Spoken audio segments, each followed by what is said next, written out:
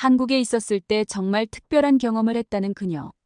워낙 특별한 경험인지라 5년이 지난 지금도 생생하게 기억하고 있다고 합니다. 한국에서 갖게 된 특별한 경험이라니 정말로 궁금해지는데요. 사연 함께 알아보시죠. 안녕하세요. 감동사연 채널 일상공감입니다. 꾸준히 한국과 각별한 인연이 있는 외국인 분들의 이야기를 생생하게 전달하는 데 힘쓰도록 하겠습니다. 오늘의 사연자분 소개해드리겠습니다.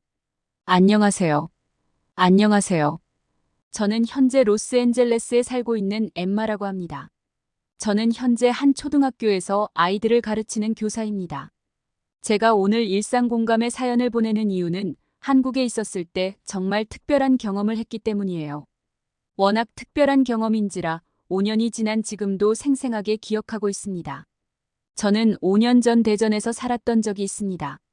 예전부터 한국 드라마에 관심이 많았던 터라 꼭 한국에서 살고 싶다고 생각을 해왔었죠. 제가 정말 좋아했던 드라마는 김과장이라고 하는 드라마인데요. 이 드라마를 통해 한국 사람들의 성격을 간접 체험할 수 있었던 것 같아요. 드라마 특유의 코미디와 현실 풍자, 그리고 권선징악의 스토리가 한국 문화를 잘 반영하고 있다고 생각했죠. 저는 이 드라마를 보고 꼭 한국에서 살겠다고 다짐했어요.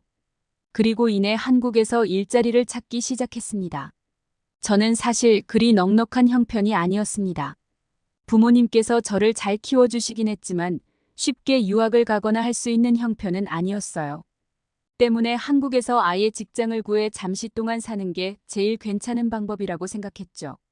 마침 대전의 한 영어 학원에서 원어민 선생님을 구한다는 공고를 보게 됐고 지원해 한국에 오게 됐습니다. 한국은 정말 아름다운 나라였어요. 주중에는 아이들을 가르치는 일을 하고 주말에는 서울, 청주, 전주, 강릉 등 한국 곳곳을 돌아다니며 시간을 보냈습니다. 한국은 지역마다 그 지역만의 캐릭터가 있는 것, 음식부터 말투, 사람들, 성격까지 다 다르다는 게 저에게는 정말 매력적으로 다가왔죠. 어느 날은 충남 태안에 놀러 갔었어요. 산악바이크도 타고 바닷가에서 놀며 행복한 하루를 보내고 있었죠. 특히 태안의 갯벌이 제일 기억에 남아요. 미국 서부 해변에는 갯벌이 없어요. 제가 로스앤젤레스에 살다 보니까 평생 갯벌을 본 적이 없었지요. 오직 TV랑 잡지로만 봤던 갯벌을 제 두 눈으로 보게 되니 정말 감개가 무량하고 신기했어요. 수많은 생물들이 갯벌에서 살고 있는 것을 보고 한국이 발전을 거듭했는데도 자연이 잘 지켜졌구나 라는 생각이 들었어요. 그렇게 모든 관광을 마치게 배가 출출해질 무렵 그때 생각지도 못했던 사건이 터져버렸죠. 태안에 있는 어떤 음식점에 들어갔을 때였어요. 거기에 난생 처음 보는 음식이 있었어요. 마치 된장처럼 생겼는데 바다 내음이 가득한 음식이었어요. 저는 밥에 올려서 먹어봤죠.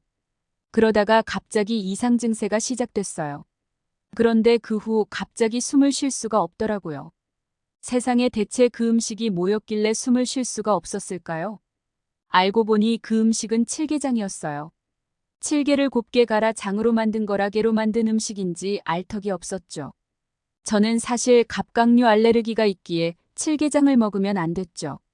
하지만 게로 만든 음식인지 모르고 먹어버린 거예요. 제 몸은 곧바로 반응했죠. 목이 부어 숨을 쉴 수 없었고 온몸 전체가 붉은색으로 물들기 시작했어요. 가게 주인분도 그런 제 상태로 보고 깜짝 놀랐어요. 그리고 곧바로 119를 부르셨죠. 몇 분이 지나지 않아 응급차가 음식점에 도착했습니다. 그런데 저는 응급차에 타지 않으려고 했죠. 엄청나게 아픈 상황에서 응급차를 타지 않으시려고 했다니 선뜻 이해가 되지 않으시죠.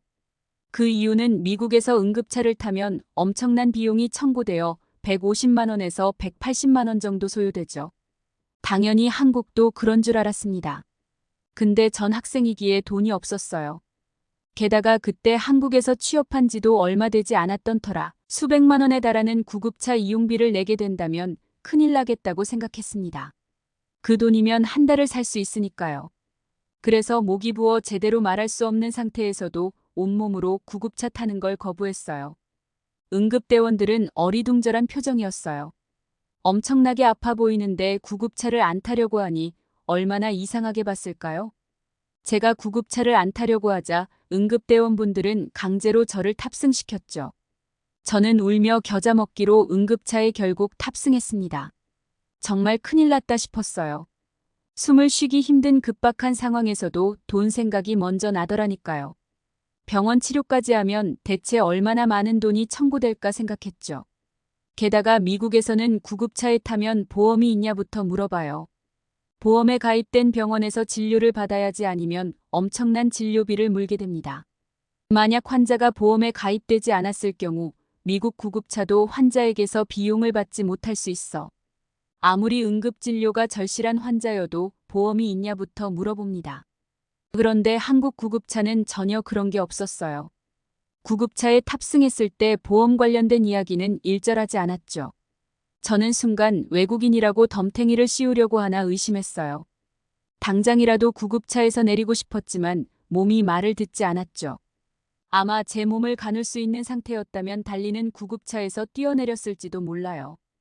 여튼 저는 가까운 병원에 가서 응급처치를 받게 됐어요. 의료진들의 빠른 대처 덕분에 저는 곧바로 괜찮아졌죠. 의사는 저에게 조금이라도 더 늦었으면 호흡 곤란이 왔을 수도 있었다라며 큰일 날 뻔했다고 말씀해 주셨죠. 하지만 저는 의사의 말이 귀에 들어오지 않았어요. 머릿속엔 온통 돈 생각뿐이었어요.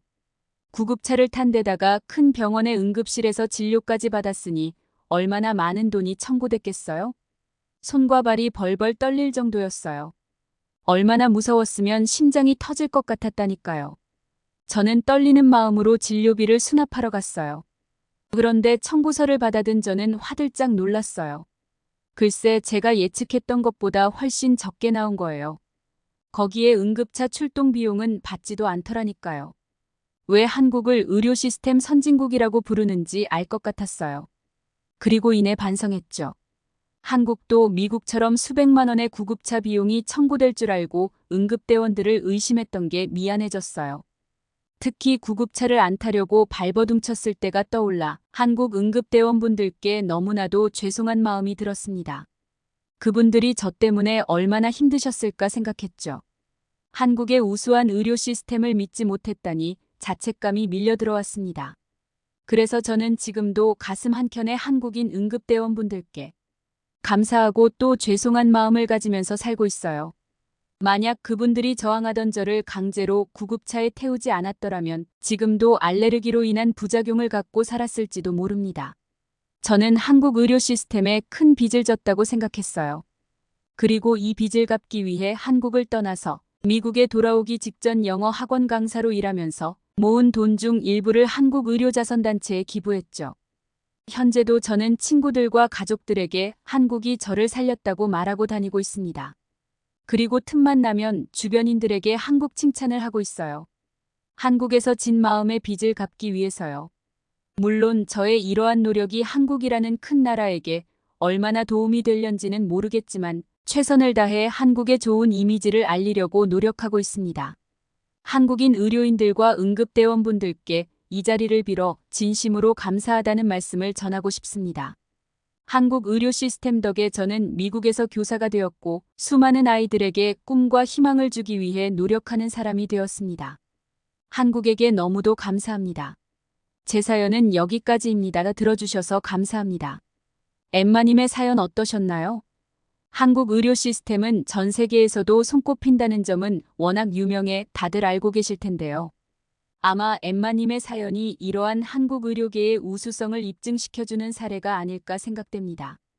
한국에서 좋은 기억을 갖고 지금도 지속적으로 주변 사람들에게 한국 칭찬을 하고 계신다는 엠마님을 보니 한국인인 제가 다 뿌듯해지는데요.